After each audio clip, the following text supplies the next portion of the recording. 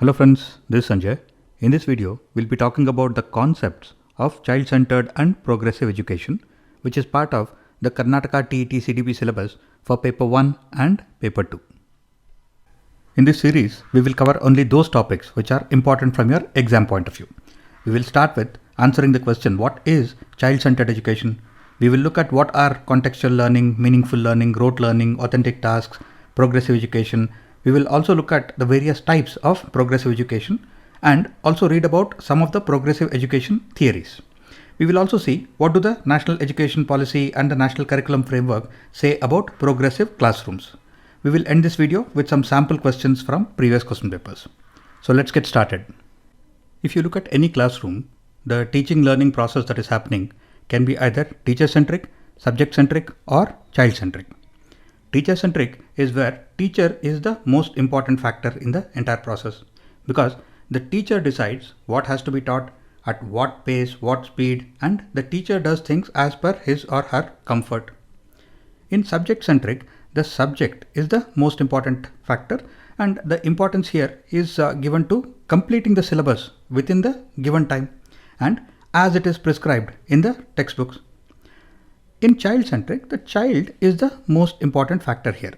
It is okay if the teacher has to change his teaching methodology. It is okay if the syllabus is not completed. The most important factor here is that the child should understand what is being taught. So if the child has to understand what is being taught in the classroom, the best way of achieving that is learning by doing. Because if you hear something, you'll forget it very soon. If you see something, you will remember it for a longer time. If you do something, then you will understand it. So the keywords when it comes to a child-centric classroom are hands-on learning, experiential learning, collaborative learning, or project-based learning.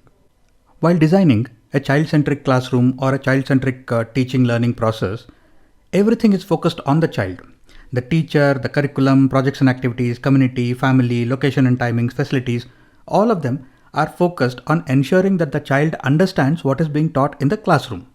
And the child is also not a passive absorber of the knowledge that is being given to him. The child also participates in this entire process actively. And the curriculum and the projects and activities are also designed for maximizing the hands-on learning aspect, that is, maximizing the learning by doing.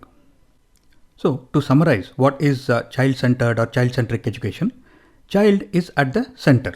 That is, the child's needs are the primary criteria and both the teacher and the children are active participants in the teaching and learning process. And learning is engaging, hands-on, experiential, and it should be a fun activity. Right? And there should be an understanding that every child is different. That is, you cannot expect the same teaching and learning methodology to work for every child. So this statement has to be kept in mind by the teacher and everybody who's involved in the teaching and learning process. And learning is a social activity with lots of collaborative learning in the classroom and outside the classroom as well. And there should be a focus on relevant and contextual learning. And it is not just about reading what is there in the textbooks and covering the syllabus, but the child's social, emotional, physical, linguistic, and intellectual development is also given equal importance in a child-centric classroom. We keep using this phrase contextual learning quite frequently in the CDP syllabus. So what is this contextual learning all about? Well, learning that is relevant and is actually part of the child's actual life. That is contextual learning.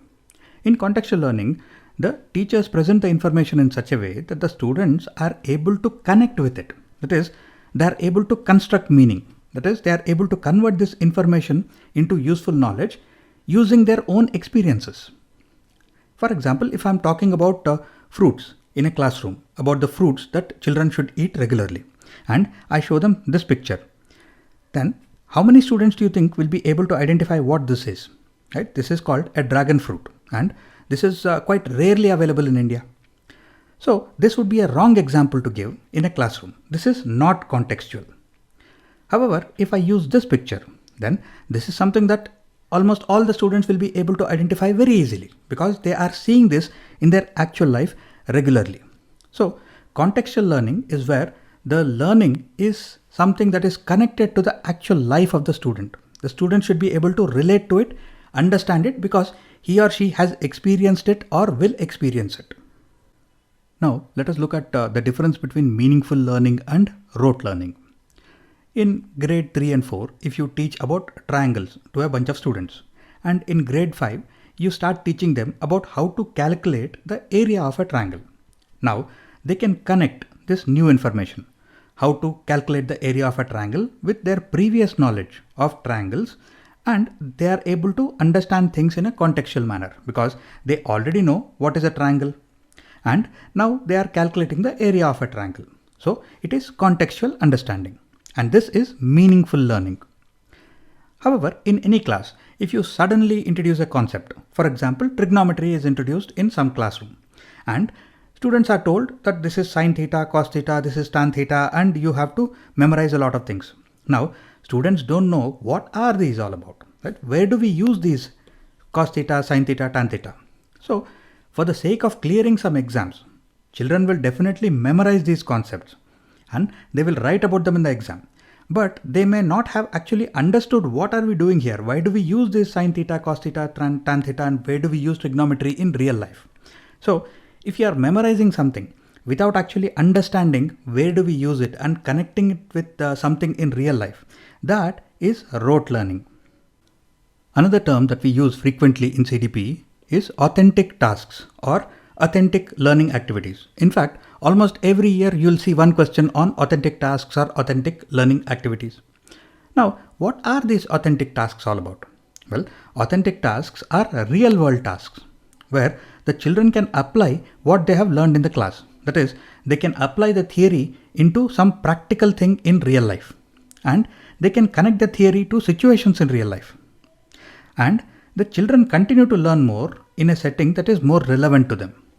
For example, in a classroom, you are teaching children about the concept of money. So they have just learned the theoretical aspect. However, after you teach them in the classroom, if you give them some money and you send them to the market or send them to the shop and ask them to buy something, then they get to experience this in real life. They get to understand how do we use money for shopping in real life. So that way, authentic tasks or authentic learning activities are those tasks which children can actually practice in real life. Now that we understand what is a child-centric classroom or child-centric education, we have understood what is meaningful learning, and we have seen what is contextual learning. Now we can very easily answer the question, what is progressive education? Because progressive education is nothing but a combination of child-centric education, meaningful learning, and contextual learning. All the important theoretical points and definitions about progressive education are listed on this slide. You can pause this video here and read through all of them one by one. Because progressive education is nothing but a combination of child-centric classroom, meaningful learning, and contextual learning. We have covered whatever is important in the previous slides. So all this is essentially a summary of what we have learned so far. So you can pause this video and read through all the points for the sake of a revision. Progressive education has been divided into three kinds. We can call them humanistic methods, constructivist methods, and Montessori method. Now in the humanistic method, you are trying to develop a whole child. That is, rather than just focusing on what is given in the textbooks and what is given in the syllabus, you are looking at other aspects of development as well. You are focusing on the emotional development, the social development, and even the physical development of the child. The idea here is to build a better human being and not just an expert. In the constructivist view, the idea is that learners construct their knowledge through various modes.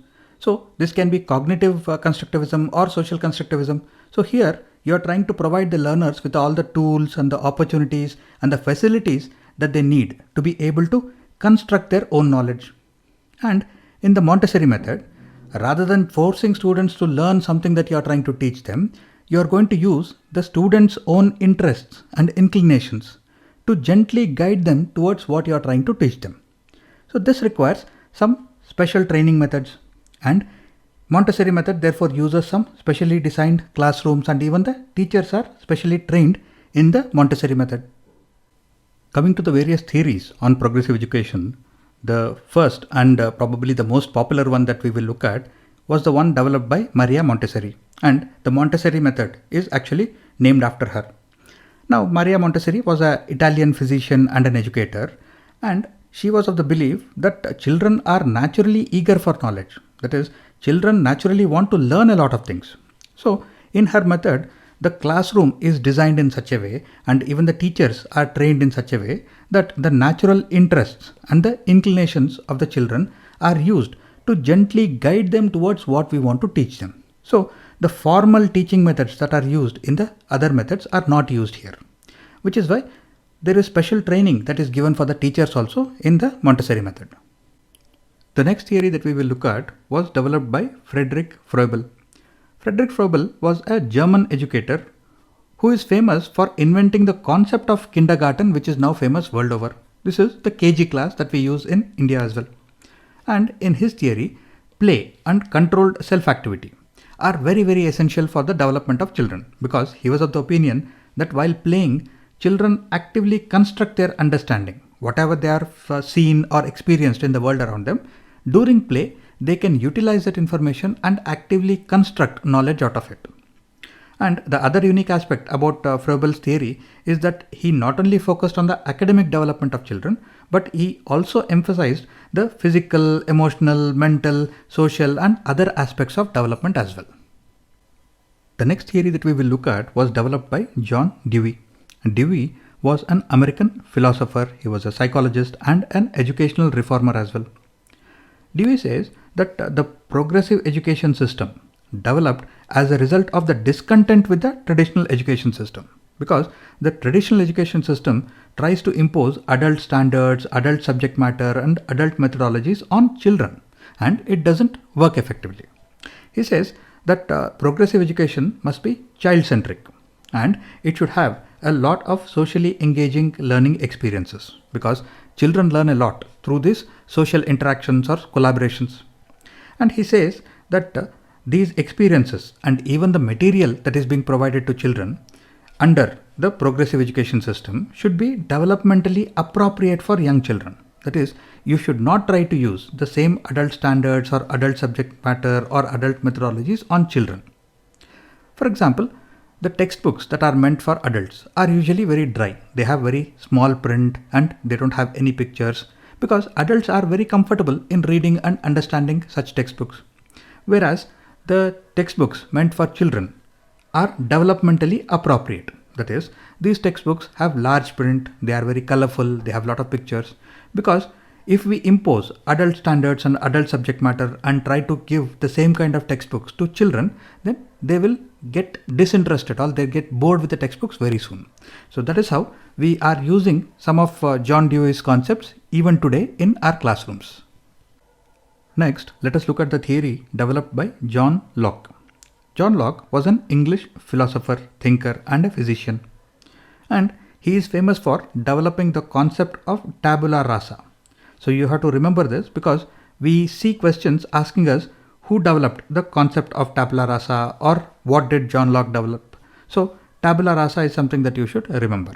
Now tabula rasa means blank tablet or blank slate. So he says that people learn primarily from external forces. That is, when a child is born, the brain of the child or the mind of the child is like a tabula rasa, that is a blank slate or a blank tablet. And because of the various experiences that the child is getting, the various interactions that happen, the trainings or the education that the child is getting, there are marks which are developing on this blank slate or the blank tablet. And that is how a child will learn. That is, through various interactions that happen, there are impressions which happen and the child starts to understand all these complex ideas through association and reflection. So it is a gradual filling up of the tablet. So remember tabula rasa and John Locke. Next, let us look at the theory developed by Jean-Jacques Rocio, who was a European philosopher, writer and a composer. He theorized that all children are perfectly designed organisms. That is, when children are born, they are all born perfect and all of them have the capability to develop into perfect adults or virtuous adults. And he says that if children get the right kind of atmosphere, the right kind of developmental opportunities, then all of them will become perfect adults or virtuous adults. But some of them fail to do so because of the bad influence of the corrupt society around them. Therefore, he advocated that if children are taken away from the regular society, and they are kept in a special place or a separate place, such as a country home, and they are given a specific type of environment, and they are exposed only to the good things, and they get all the proper developmental aids, or they get all the proper developmental opportunities. Then they will develop into virtuous adults or perfect adults, after which they can be reintroduced back into the society.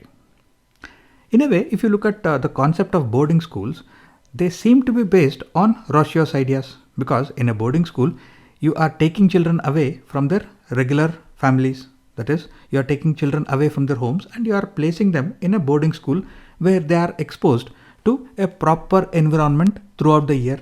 And the expectation is that they will be conditioned to become good students or good human beings. Therefore, maybe the concept of boarding school is based on Jean-Jacques Rocio's ideas. The last theory that we will look at today was developed by Carl Rogers. Now, Carl Rogers was a psychologist and a psychotherapist, and he was also one of the most important proponents of the humanistic approach of progressive education. Now, he says that learning can be classified into two main types, cognitive and experiential. He says cognitive learning is nothing but the academic or the theoretical learning that is given through textbooks in most schools, and he says that this is not very effective. And he emphasized more on the experiential learning aspect. Now, there is one interesting experiment that I remember reading about, wherein scientists placed one computing device. It was a kiosk which had a monitor and a computer inside it, and it had a keyboard and a mouse, which could be operated by some children. Right? So they took this kiosk and they kept it in an area with low income families around it. And they didn't give any instructions. It was just a kiosk which was left in a proper open place, and it was connected and it was working. Right?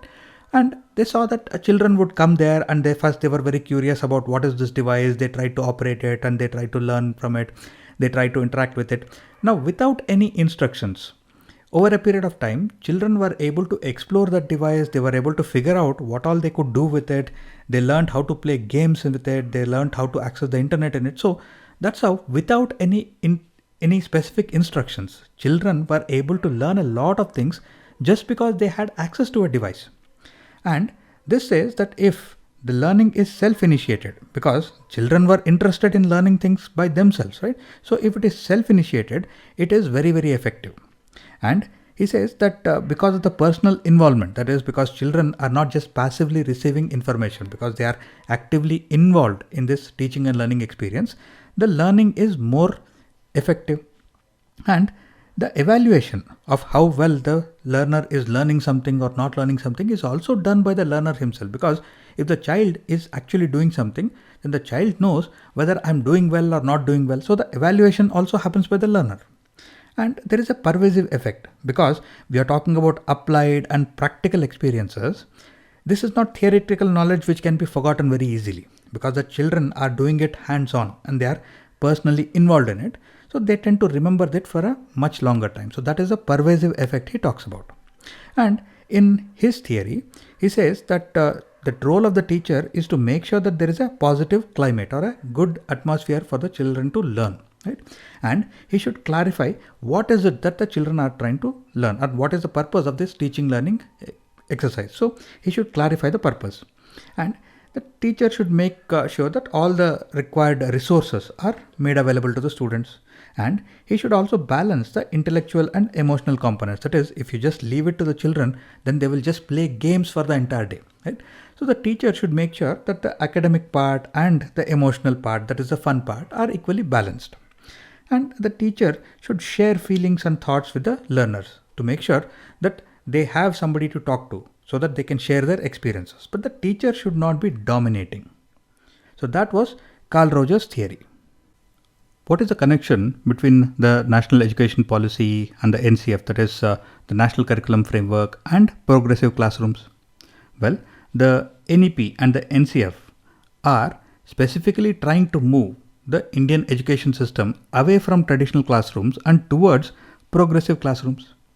Because in traditional classrooms, it is all teacher-centric and the curriculum is also very rigid, whereas the NCF and the NEP recommend a more learner-centric approach and a flexible curriculum. And Traditional classrooms are theory focused, whereas progressive classrooms are experiential and hands-on. And in a traditional classroom, the teacher will direct and take all the decisions, whereas in a progressive classroom, the learners are also participating in the decisions.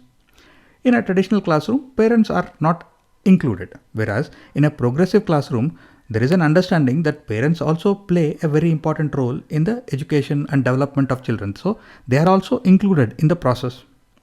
In a traditional classroom, the students will passively receive information, whereas in a progressive classroom, there is active participation by both the teachers and the students. And in a traditional classroom, the learning happens within the four walls of the classroom, whereas in a progressive system, the learning happens in a wider social context outside the classroom as well. And in traditional classrooms, there is single disciplinary focus. For example, previously the subjects used to be like science, maths, biology, social studies, whereas a multidisciplinary focus means that now we see subjects like EVS, which is a combination of multiple subjects like science and social sciences, right? And in a traditional classroom, exposure to concepts happens in a linear way. That is, after chapter 1, you'll study chapter 2. After chapter 2, you'll go to chapter 3. Whereas in a progressive classroom, there is contextual exposure. That is, as and when children get exposed to something in real life, they also look at the theoretical aspect of that. Therefore, there is contextual exposure to concepts, not just following a linear way as mentioned in the syllabus. And in a traditional classroom, there are the traditional periodical assessments like the weekly test, monthly test, and the annual test. Whereas in a progressive classroom, we are looking at continuous and comprehensive evaluation. And finally, in a traditional classroom, there is just one approach for all learners. That is, we say this one size should fit all students. Whereas in a progressive classroom, there is an understanding that every learner is different and unique. Therefore, the teaching and learning methodology has to take into account that each children will learn at a different pace or in a different way. Next, let us solve some sample questions from previous question papers. First question is, which of the following is not a feature of child-centered education? Now the first statement is, it makes learning interesting and meaningful. This is child-centric. It provides complete freedom to the child to grow naturally. Definitely child-centric. Growth of the child is a priority. That is, the growth of the child is the most important aspect here. This is also definitely child-centric. Now, the second statement says it stresses on the timely completion of syllabus. If you remember, we discussed the subject-centric or the syllabus-centric approach, where the importance is given to making sure that syllabus is completed within the allotted time. So this is not child-centric, it is subject-centric. Therefore, this is the answer here. Which of the following will foster creativity among learners? In the sense, which of these options will help in the development of creativity among learners? Teaching the students the practical value of good education. If you are teaching students what is the practical aspect of the theory that they are learning in school, it is good for education, it makes for meaningful learning. But this does not have anything to do with creativity. Emphasizing the achievement goals from the beginning of school life. So if you are training students on what they have achieved, what they should achieve, this also is good for meaningful learning. However, this does not have anything to do with creativity. The last one, coaching students for good marks in examinations. Definitely nothing to do with creativity. So the second option, which says that providing opportunities to question and to nurture the innate talents of every learner. Now, if you allow students to question whenever they are learning anything, because they will have some doubts, they will have some creative thoughts, they will have some questions. So if you allow them to ask their questions and answer these questions, this is definitely encouraging creativity. And we also believe that every learner is different and every learner will have some innate talents or inborn talents. So if you are nurturing those innate or inborn talents, this is definitely fostering creativity. Therefore, option 2 is the correct answer. Which of the following is a feature of progressive education? Now, let's look at all the incorrect answers. Instruction based solely on prescribed textbooks. So here we are talking about a subject-centric approach because there is no flexibility on the curriculum. The instruction is solely based on textbooks and there is nothing that is being taught outside the textbooks. Therefore, this is not progressive education. Emphasis on scoring good marks in the examination. This again is subject-oriented. This is not progressive education. And frequent tests and examinations. This is definitely not progressive education. So the first one, which says that the timetable is flexible and the seating arrangement is also flexible, which means that there is better collaboration within the classroom and there is flexibility for the children to learn. Some children may learn fast, some children may learn a little slower. So the timetable is also flexible. Therefore, the first option is a feature of progressive education. In the progressive model of education as implemented by CBSE, socialization of children is done in such a way so as to expect them to do what? That is, which of the following is the socialization model that is suggested or prescribed by CBSE? Give up time-consuming social habits and learn how to score good grades. CBSE definitely is not saying that children should give up their social habits or socialization and focus only on good grades or marks. Therefore, this is incorrect. Prepare themselves to conform to the rules and regulations of the society without questioning. CBSE is definitely not saying that children should not be allowed to question. And if we are preparing students to accept the rules and regulations without questioning, then we are preparing slaves. We are not preparing good human beings, because children should be allowed to question everything around them. Only then either they'll be able to understand why things are being done in a specific way, or very often children probably can suggest a better way of doing things. Therefore, children should be allowed to question. Therefore, this is not something that is being suggested by CBSE. Accept what they are offered by the school irrespective of their social background. That is, if you are offering the same kind of teaching, learning and socialization experience irrespective of their social background, this is not contextual education, and this is not something that CBSE is suggesting. Therefore, this is also incorrect. Now the second option, which says that be an active participant in group work and learn social skills. This is absolutely correct, because if you look at the concepts of progressive education, there is a lot of importance given to group work and social skills and socialization. Therefore, option 2 is the correct answer here. Which of the following situations is illustrative of a child-centered classroom? Which means, which of these options is an indicator of a child-centered classroom? A class in which the teacher dictates and the students are asked to memorize the notes. So this is a teacher-centric classroom. And here there is rote learning that is happening because students are just memorizing something. So this cannot be a child-centric classroom. A class in which textbook is the only resource that the teacher refers to. Now this again is subject-centric, because here textbook is the only learning that is being used, and there is a lot of learning that happens outside the textbook and outside the classroom as well. Therefore, if you are using only the textbook as the learning or the teaching resource, then this cannot be child-centric. And a class in which behavior of students is governed by the rewards and punishments that the teacher would give them. So this is probably behavioristic training, or just we are using rewards and recognitions to mold the behavior of the students. And this cannot be child-centered, because children are not naturally behaving the way that they should. The rewards and the punishments are making them behave in a specific way. So this cannot be child-centric. And option 3 says that a class in which students are sitting in groups and the teacher takes turns in going to each group, which means that children are sitting in groups and collaborating with each other, and there is peer learning that is happening, and the teacher is taking turns in going to each group and interacting with all the students. Therefore, this definitely is indicative of a child-centered classroom or a child-centered classroom. And with that, we will conclude this video. If you have any questions or feedback, please post them in the comment section below, and the rest, you know what you need to do. So I'll see you again very soon in the next part of this video series. Till then, take care, stay safe.